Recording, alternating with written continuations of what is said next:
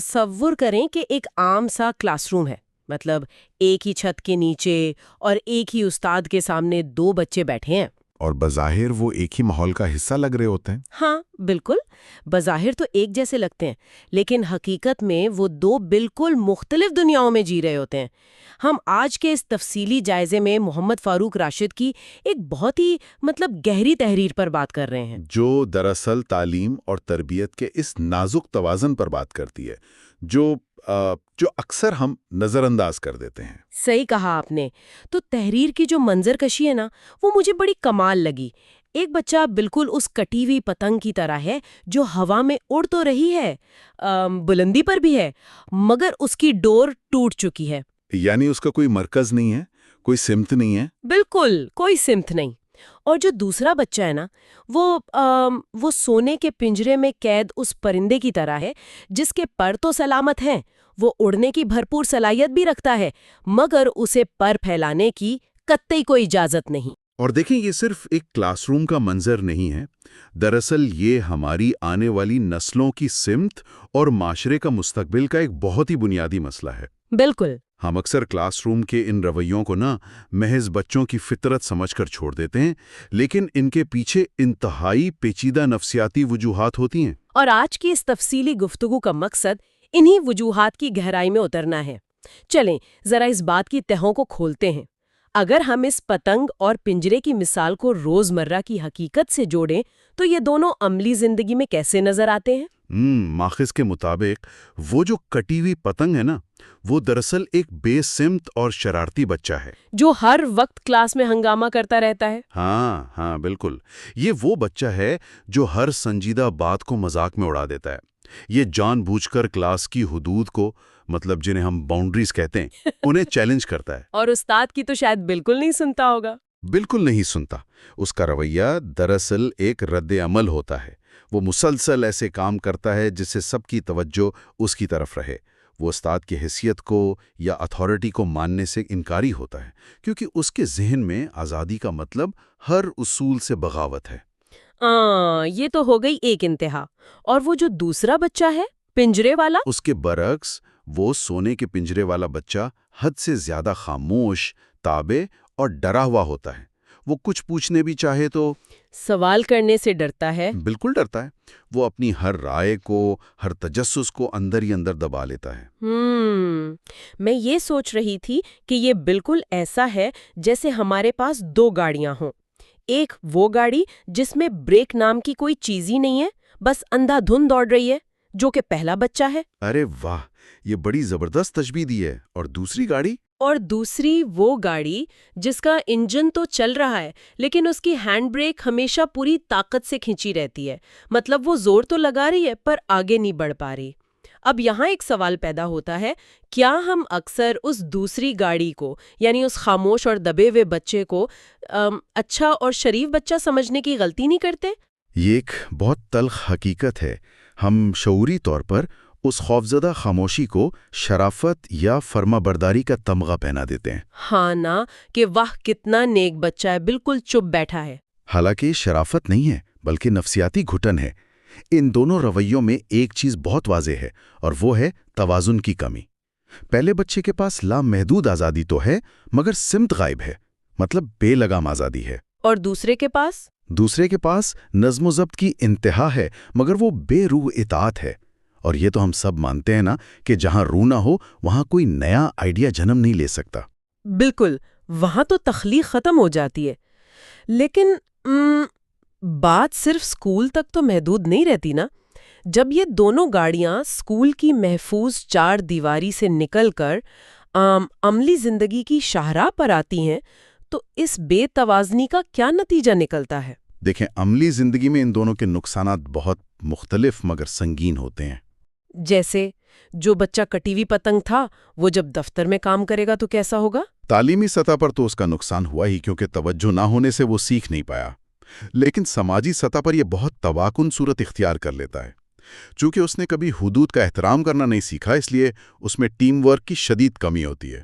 مطلب وہ دوسروں کے ساتھ مل کر کام نہیں کر سکتا؟ بالکل نہیں کر سکتا۔ دفتری ماحول میں ایسا شخص اپنے ساتھیوں کے ساتھ مسلسل ٹکراؤ میں رہتا ہے۔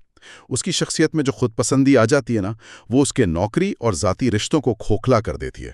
ہاں، ہم سب نے روزمرہ زندگی میں ایسی مثالیں دیکھی ہوں گی جہاں ایک انتہائی ذہین شخص محض اپنے رویے اور بدتمیزی کی وجہ سے نوکریوں سے نکالا جاتا ہے۔ لیکن یہاں آ کر بات واقعی بہت دلچسپ ہو جاتی ہے، کیونکہ مجھے اس سے بھی زیادہ حیران کن صورتحال اس دوسرے بچے کی لگتی ہے۔ وہ جو فرمانبردار سمجھا جاتا تھا؟ بالکل، وہ نام نہاد شریف اور خاموش بچہ جب بڑا ہوتا ہے تو ماخوذ کے مطابق اس کی تخلیقی صلاحیت مکمل طور پر مفلوج ہو چکی ہوتی ہے۔ یہ کتنی عجیب بات ہے نا؟ اس میں جو بات سب سے زیادہ حیران کن ہے نا، وہ یہ ہے کہ وہ ایک ایسا انسان بن جاتا ہے جو فیصلے کرنے کے بوجھ سے ڈرتا ہے۔ مطلب وہ خود سے کچھ طے نہیں کر سکتا؟ ہاں، وہ سونے کے پنجرے کا پرندہ بڑا ہو کر بھی اس پنجرے کے دروازے کھلنے کا انتظار ہی کرتا رہتا ہے۔ ہم اکثر ایسے لوگوں کو دیکھتے ہیں جو دفتر میں کوئی معمولی سا فیصلہ کرنے سے پہلے بھی بار بار دوسروں سے پوچھتے ہیں۔ ہاں، تصدیق مانگتے ہیں کہ میں یہ کر لوں۔ بالکل، ان کے اندر ایک مسلسل انجانہ دباؤ اور اینگزائٹی رہتی ہے، کیونکہ ان کی خود اعتمادی تو بچپن میں ہی کچل دی گئی تھی۔ ذرا اس ستم ظریفی پر غور کریں ہم۔ وہ بچہ جسے معاشرے نے بچپن میں سب سے فرمانبردار قرار دیا، وہی بچہ عملی زندگی میں دوسروں کے ہاتھوں استعمال ہونے والا شخص بن جاتا ہے۔ بالکل، کیونکہ اس کی اپنی کوئی سمت نہیں ہوتی۔ یعنی ہم نے اس کی اپنی آواز کو اتنا دبا دیا کہ وہ اپنے حق کے لیے بولنا ہی بھول گیا۔ اصل میں ظاہری طور پر تو یہ دونوں انسان بالکل مختلف لگتے ہیں نا؟ ہاں، ایک ہر جگہ ٹکرا رہا ہے اور دوسرا دب رہا ہے۔ جی، لیکن اندرونی طور پر دونوں ایک ہی المیے کا شکار ہیں۔ دونوں نے اپنی قدرتی صلاحیتوں کو ضائع کر دیا ہے۔ کوئی بھی اپنی اس بہترین شکل تک نہیں پہنچ پایا جس کے لیے وہ بنا تھا۔ تو پھر ان کے ذہنوں میں ایسا کیا چل رہا ہے جس نے انہیں یہاں تک پہنچا دیا؟ ماخذ نے ان رویوں کی نفسیاتی جڑوں کا جو تجزیہ کیا ہے وہ ذرا سمجھنا بہت ضروری ہے۔ ماخذ کے مطابق یہ دونوں رویے ایک ہی بنیادی مسئلے کی دو انتہائی ہیں۔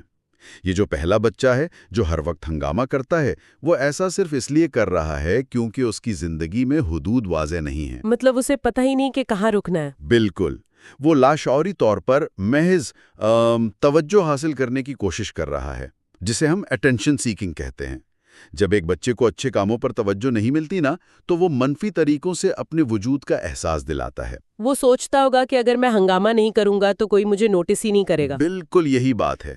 اور دوسری طرف وہ خاموش بچہ ایک مسلسل خوف کی شرطی بندی کا شکار ہے، جسے فیئر کنڈیشننگ کہا جاتا ہے۔ اچھا، یہاں میں ایک سوال اٹھانا چاہوں گی۔ میں سمجھتی ہوں کہ ہم اس فیئر کنڈیشننگ کو ایک نفسیاتی مسئلہ تو کہہ رہے ہیں، لیکن کیا یہ ہمارے تعلیمی نظام کے لیے ایک آسان شارٹ کٹ نہیں بن گیا؟ آپ کا اشارہ کس طرف ہے؟ دیکھیں، فرض کریں ایک کلاس میں 40 بچے ہیں۔ ایک استاد کے لیے انرجی سے بھرے بے سمت بچے کو سمجھ کر اسے سمت دینا ایک بڑا مشکل اور صبر آزما کام ہے۔ بالکل، بہت محنت طلب ہے۔ تو اس کے مقابلے میں ایک ڈرے ہوئے بچے کو خاموش بٹھا دینا، جس کے لیے بس ایک غصے والی نظر ہی کافی ہو، یہ تو بہت آسان ہے نا؟ تو کیا ہمارا سسٹم اپنی سہولت کے لیے جان بوجھ کر ایسے خوفزدہ بچے پیدا نہیں کر رہا؟ ہاں، یہ ایک بہت تلخ حقیقت ہے جو آپ نے بیان کی ہے۔ اگر ہم اس بات کو وسیع تر تناظر میں دیکھیں تو جب تعلیم کا مقصد صرف سلیبس پورا کرانا اور کلاس روم کو پرسکون رکھنا بن جائے تو ڈرانا سب سے تیز ترین ہتھیار محسوس ہوتا ہے۔ شارٹ کٹ ہے نا بس؟ ہاں، یہ ایک انتظامی سہولت ضرور ہے، لیکن یہ تعلیمی موت ہے۔ استاد کا کام کلاس کو چپ کرانا نہیں، ذہنوں کو بیدار کرنا ہے۔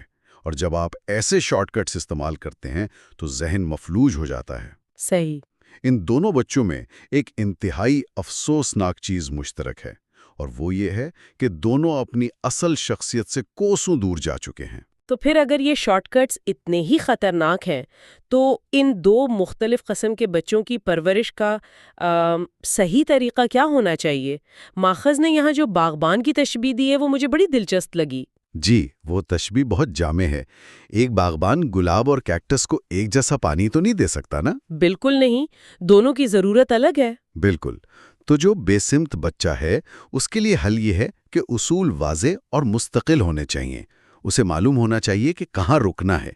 لیکن اسے دبانے کے بجائے اسے قاعدانہ کردار کی ذمہ داریاں دی جائیں۔ مطلب لیڈرشپ رولز دیے جائیں، اور اچھے کاموں پر اس کی تعریف کی جائے۔ یعنی اس کے غصے کو دبانے کے بجائے اس کی جذباتی رہنمائی کی جائے نا، اسے بتایا جائے کہ غصہ آنا ٹھیک ہے لیکن توڑ پھوڑ کے بجائے آپ بات بھی کر سکتے ہیں۔ بالکل صحیح کہا آپ نے۔ اور جو دوسرا بچہ ہے حد سے زیادہ دبا ہوا، اس کا حل تو اس سے بالکل الٹ ہوگا۔ ہاں، تو اس کے لیے کیا کرنا چاہیے؟ اس بچے کو جس چیز کی سب سے زیادہ ضرورت ہے وہ ہے اپنے خیالات کے اظہار کی مکمل اجازت۔ اسے سکھایا جائے کہ غلطی کرنا کوئی جرم نہیں ہے۔ تو آخر اس سب کا مطلب کیا ہے؟ مطلب یہ غلطی کرنے کی آزادی دینا کتنا ضروری ہے؟ مجھے ایک مثال یاد آ رہی ہے۔ جی بتائیں۔ جیسے جب کوئی چھوٹا بچہ چلنا سیکھتا ہے نا، تو وہ بار بار گرتا ہے۔ یہ گرنا تو اس کے چلنے کا حصہ ہے۔ اگر آپ اسے گرنے کے ڈر سے ہمیشہ اس کا ہاتھ پکڑے رہیں گے تو وہ کبھی اپنے پیروں پر کھڑا نہیں ہو سکے گا۔ بالکل، یہ بہترین مثال ہے۔ ہم حد سے زیادہ کنٹرول کر کے دراصل ان کی خود اعتمادی ختم کر دیتے ہیں۔ انہیں چھوٹے چھوٹے فیصلے خود کرنے دینے چاہیے اور حوصلہ افزائی کرنی چاہیے۔ لیکن دیکھیں، یہ تو ہو گیا انفرادی حل۔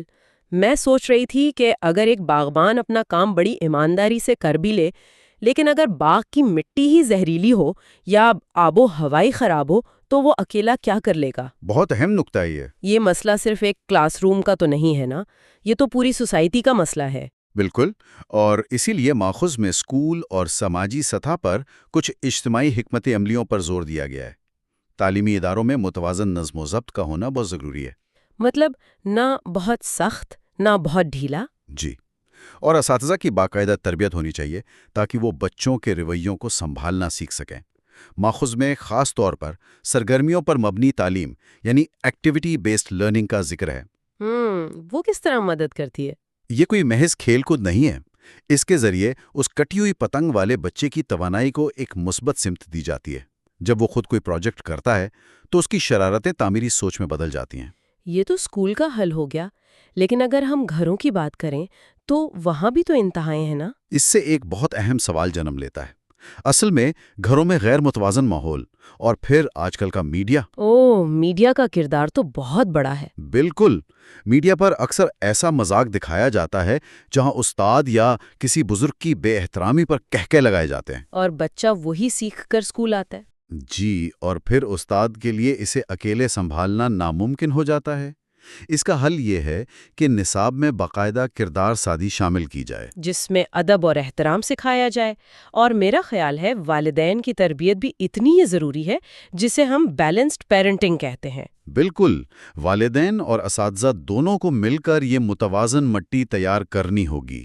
تو اگر ہم اس ساری بحث کو سمیٹنا چاہیں ایک سنہری اصول کے طور پر، تو ہم اور ماہرین یہی کہیں گے کہ سارا کھیل توازن کا ہے۔ بالکل، اگر ہم صرف نظم و ضبط سکھائیں گے تو ہم معاشرے میں فرمانبردار روبوٹس پیدا کریں گے جن کی اپنی کوئی سوچ نہیں ہوگی، اور اگر ہم صرف بے لگام آزادی دیں گے تو پھر کیا ہوگا؟ تو معاشرے میں انتشار پھیلے گا، کیوس ہوگا، کوئی کسی کا احترام نہیں کرے گا۔ تو پھر مثالی صورتحال کیا ہے؟ مثالی بچے کا تصور یہ ہے کہ اس کے ہاتھ میں کتاب ہو، دل میں ادب ہو، ذہن میں سوال کرنے کی ہمت ہو اور قدموں میں اعتماد ہو۔